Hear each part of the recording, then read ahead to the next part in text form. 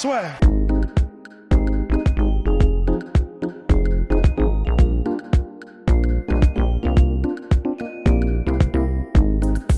Bonjour à toutes et à tous, bienvenue au podcast La Sueur.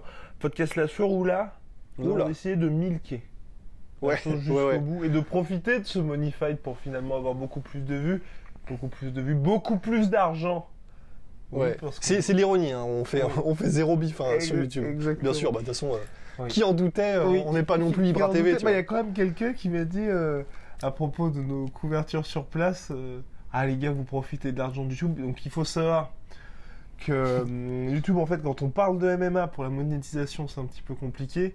Et quand on fait autant de millions de vues que nous, c'est encore plus compliqué. Donc après, c'est bien, ça nous paye l'équivalent d'un ticket resto chaque mois et nous apprécions ça. Ah, c'est pas mal déjà. C'est pas mal. Hein. Ouais. Mais bon, pour acheter de nouveaux micros, c'est pas tout de suite, quoi. Oui, c'est pour ça. On aurait envie. Oui, voilà, petite parenthèse. Allez, milquons le truc et parlons de trucs qui n'ont rien à voir, mais c'est parfait. Exactement. Non, mais vraiment, parce que surtout pour ça, pour tout ce qui est, on va dire, tout ce qui est matériel, on va dire, audiovisuel, quand les gens clashent, oui, les gars, vos images sont dégueulasses, vos micros sont dégueulasses. Alors, ce qu'il faut savoir, c'est que, chaque fois qu'on couvre des événements sur place, on perd de l'argent, en fait. Ouais. On perd de l'argent, c'est pour notre plaisir et parce qu'on est content de faire des interviews. Mais quand on voit que l'interview du Al Romero a fait 7000 vues, on est très content de faire l'interview. Oui.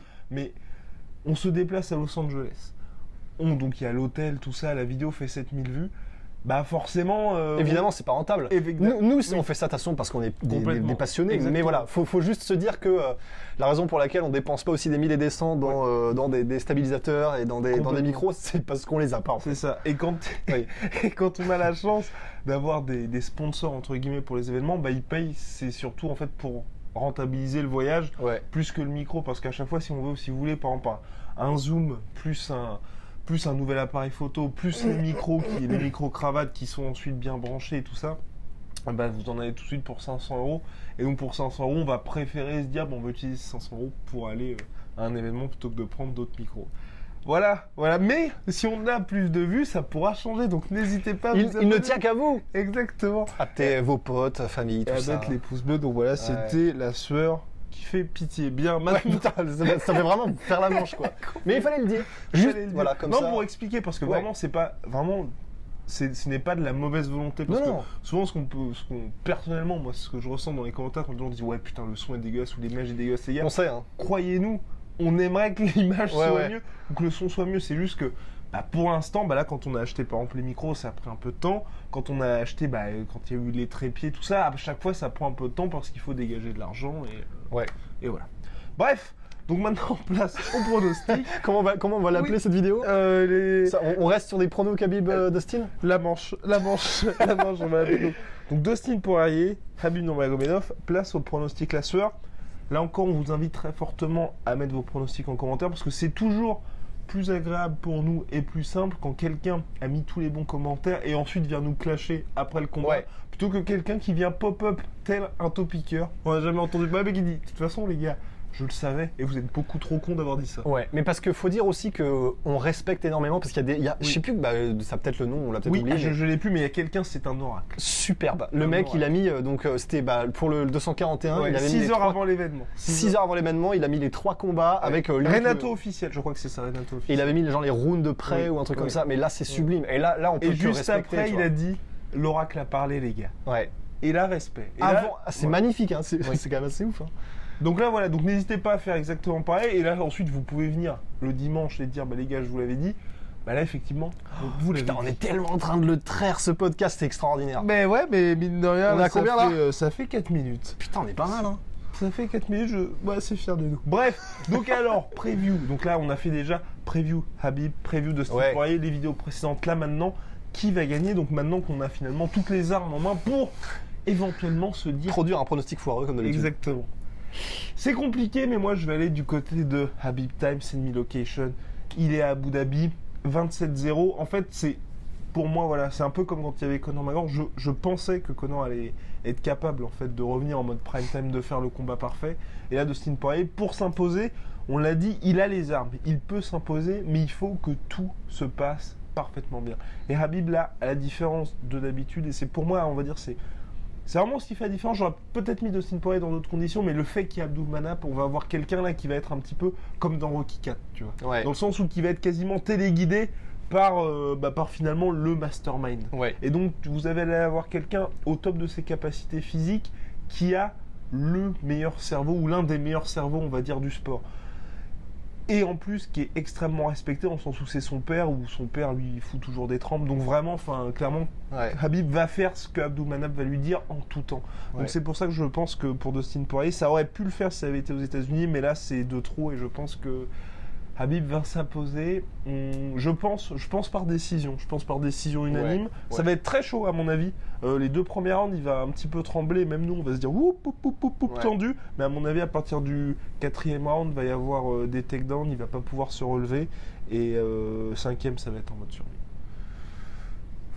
Pour Khabib Pour Dustin va être en mode survie. Oui.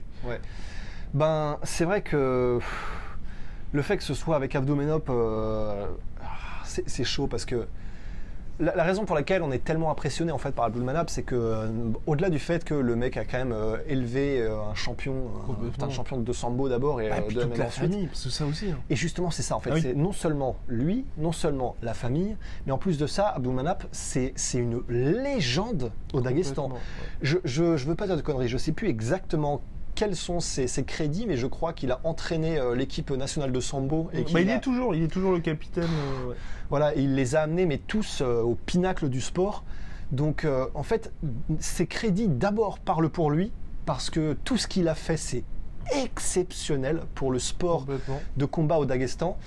Et en plus de ça, je pense qu'il doit inspirer un tel respect que tu fais confiance à ce qu'il te dit, et tu fais confiance parce que, en gros, en plus, quand tu es son fils, t'as même plus besoin de réfléchir en fait. Tu sais que ce qu'il te dit, lui l'a pensé en amont et t'as plus qu'à appliquer parce que c'est frappé au coin du bon sens et que c'est fruit d'analyse de dingue. Donc, les capacités de base de Khabib, plus ça, c'est vraiment le bonus Javel, tu vois. Qu'est-ce que tu veux faire ? Et même si Dustin va surprendre, je pense aussi, il va choquer sur des lourdes combinaisons et il va réussir à arrêter des takedowns parce qu'il est puissant. Mais voilà, je pense que sur la durée... Combat trop long, oui, c'est ça. Khabib va l'étouffer. Sur un 3 rounds, c'est pas évident. Oui, c'est ce que j'allais dire. 3 rounds, j'aurais mis 50-50. Mais là, sur 5 rounds, j'ai du mal à voir Khabib qui n'étouffe pas même Dustin au bout d'un moment. J'arrive pas là, j'ai du mal. Surtout qu'en plus, c'est pour moi aussi. Je suis en train de me vomir dans la bouche. Ce podcast de la honte, quoi. Putain. Surtout que plus le combat dure, là aussi, pour moi, je vois pas Dustin Poirier s'imposer par décision. Pour moi, Dustin, le seul moyen qui s'impose, c'est soit par soumission. Il ne peut que finir Khabib. Je le vois pas. Par décision, ça veut dire encore soumission, c'est chaud. Voilà, ça veut dire qu'il a pu dicter le combat ou contrôler, avoir le contrôle de l'octogone. Je vois pas me mettre au sol non plus. Mettre au sol, je sais pas. En fait, il peut. Bon, admettons, il met le knockdown ou. Non, mais t'imagines s'il arrive à placer le takedown. Ce serait pas mal, hein. Franchement, on n'a jamais vu Khabib sur son dos, donc on sait pas. Mais. En fait, surtout, soumission, j'y crois absolument pas en fait. Bon, ça veut dire que ça va, j'imagine, si on dit on n'y croit absolument pas, c'est peut-être ce qui va se passer, justement. Mais en fait, il tape les...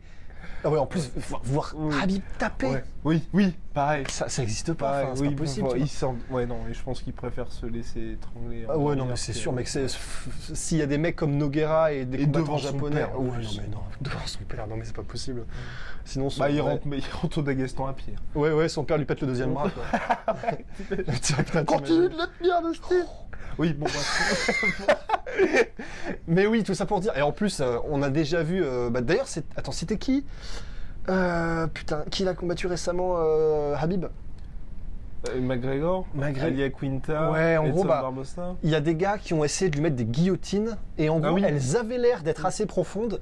Sauf que, déjà, premièrement, Khabib, il a une petite nuque, une grosse tête et une tête plate. Et en gros, c'est con à dire, mais putain, pour les guillotines, c'est l'horreur. Et en fait, c'est impossible. En plus, au-delà de ça, de ses particularités physiques, il y a aussi le fait qu'il est tanké. Tu sais, comme les ingénieurs de Prometheus. Donc, ça sert à rien. Tu peux rien faire contre un mec comme ça. Sa nuque, c'est même pas la peine. C'est un piston, en fait. Donc soumission, quelle qu'elle soit, j'ai du mal, au-delà du fait que de toute façon, je pense pas qu'il donnera, à moins qu'il soit sonné de dingue, ou alors que Dustin Poirier fasse, je sais pas, tu sais, une rubber guard de Eddie Bravo avec une gogo plata, un truc, voilà, on en parle souvent, mais à la Rio Shonan contre Anderson Silva qui sort de nulle part, c'est possible.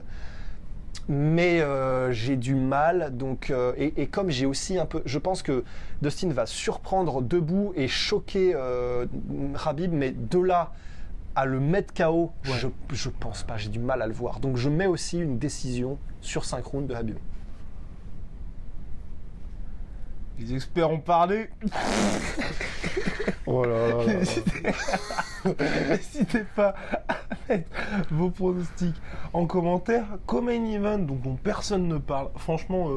Mais parce que dont personne n'a rien à branler non plus, alors que c'est un beau combat. Et ouais, mais personne n'a rien à branler, je veux dire. Attends, c'est quoi? C'est Felder Barbosa? Oui, il faut respecter un petit peu quand même, parce que.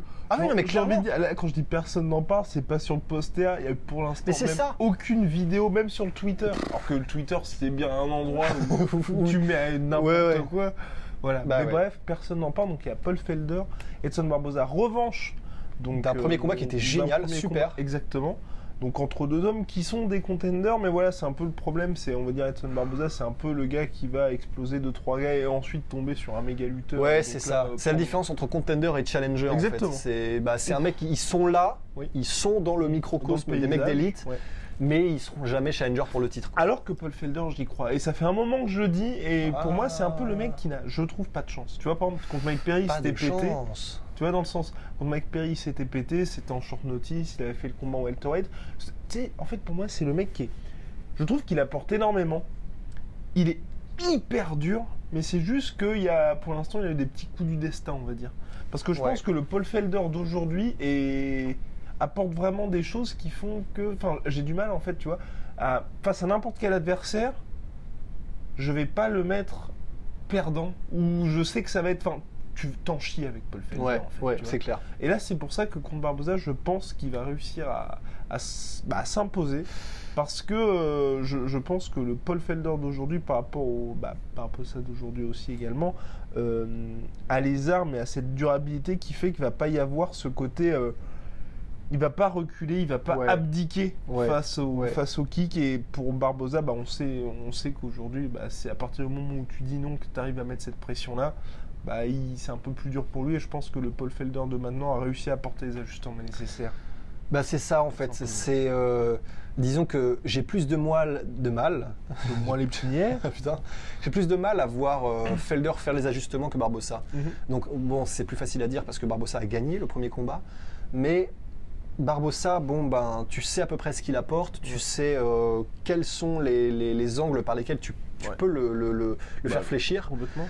Et Felder donc, a eu cette première rencontre qui était déjà un combat très disputé, qui est d'ailleurs un festival de spinning kick, de spinning attack, c'était génial. Mais il est malin, Paul Felder, et il se sera adapté. Je pense qu'il va revenir avec un game plan totalement différent. Et j'ai encore pas vu Barbosa arriver avec un game plan adapté à la personne qu'il a en face de lui, en fait. Entièrement d'accord. Parce que, on peut dire que contre Khabib, par exemple, il s'est dit, je vais essayer de le déséquilibrer avec des low kicks. Peut-être qu'en défonçant sa jambe avant, pour les takedowns, ça va être un peu compliqué.